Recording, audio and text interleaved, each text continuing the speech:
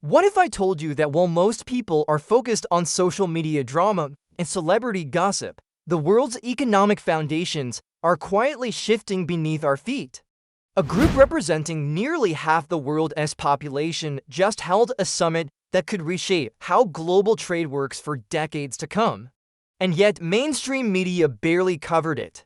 At the recent 2025 summit in Rio de Janeiro, we saw the bloc's continued expansion. Indonesia officially became the first Southeast Asian member in 2025, and the group now includes partners like Nigeria, Malaysia, Thailand, Vietnam, Egypt, Ethiopia, Iran, and the UAE. When countries need dollars for international trade, it creates demand for U.S. currency and allows America to influence global finance through sanctions and monetary policy. They're also developing BRICS Pay, a cross-border payment system that would allow direct transactions between member countries without using the dollar or Western payment networks like SWIFT. Let's talk about BRICS Pay because this could be a game changer.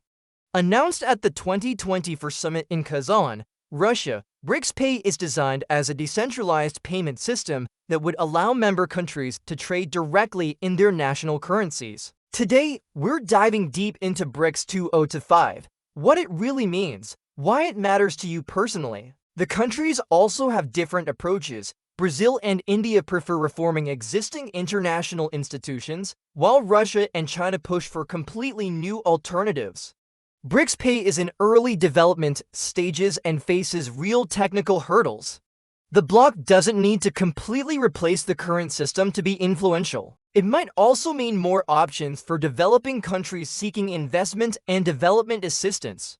Even partial success in creating alternatives gives member countries more negotiating power and reduces their dependence on any single economic superpower. So what does this mean for the global economy and for you personally?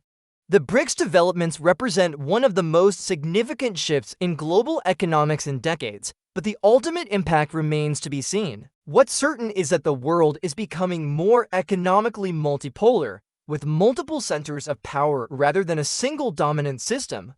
We are potentially witnessing the emergence of a more multipolar world, one where economic power is distributed among multiple centers rather than concentrated in the West. Creating a truly alternative financial system takes decades, not years. Let me know in the comments below, and if you found this analysis helpful, subscribe for more deep dives into the economic forces shaping our world and how it's already changing the rules of the global economy.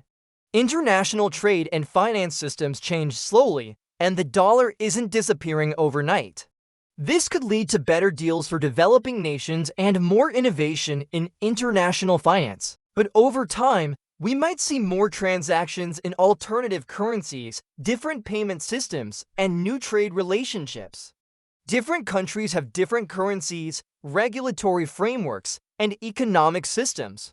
Creating a payment network that works smoothly across all these differences is incredibly complex.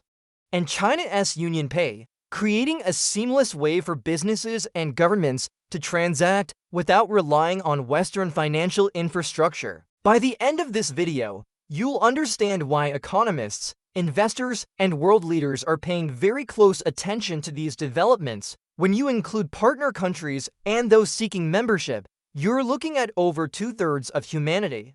And with the bloc's combined economic power, they have the resources to make it happen. Even if it takes time. Now, let's be realistic here.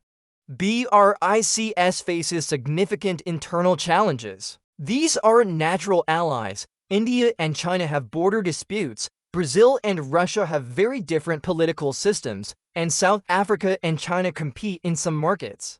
India and the UAE are conducting oil trades in Indian rupees. Russia and China now handle over 90% of their bilateral trade in their own currencies, bypassing the dollar entirely. This isn't a small regional club anymore. This is a massive economic bloc that controls significant global resources. Now, here's where things get really interesting, and why Western governments are taking notice. BRICS countries are actively working to reduce their dependence on the US dollar in international trade. This process, called de-dollarization, isn't just theoretical, it's happening right now. Let's start with the basics.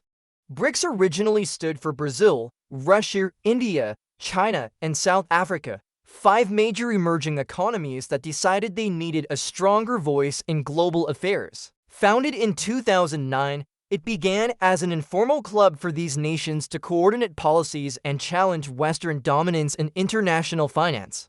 But here's what's changed dramatically. BRICS is no longer just those 5 countries. The numbers are staggering.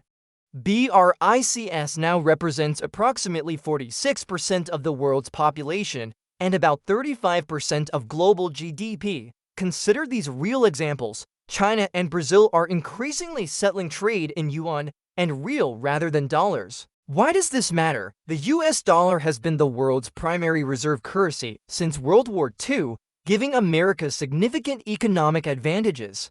But BRICS countries are building alternatives.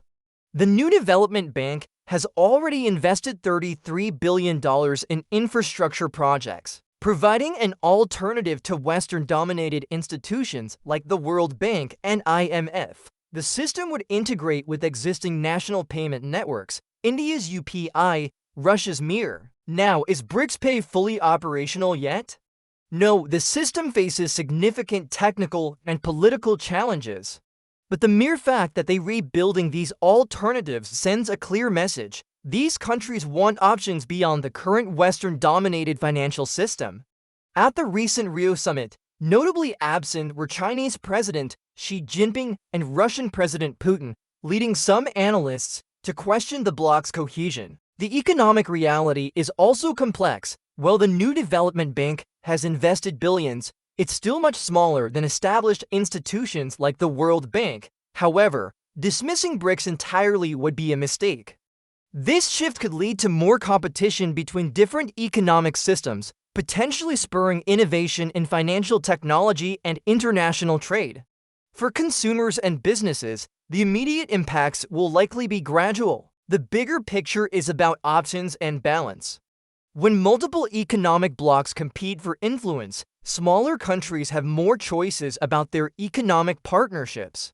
However, it could also create complexity and fragmentation in global trade, potentially making some international transactions more complicated and expensive. Whether this leads to a more balanced and competitive global economy or creates dangerous fragmentation depends largely on how all parties, Western powers and BRICS countries alike, navigate these changes.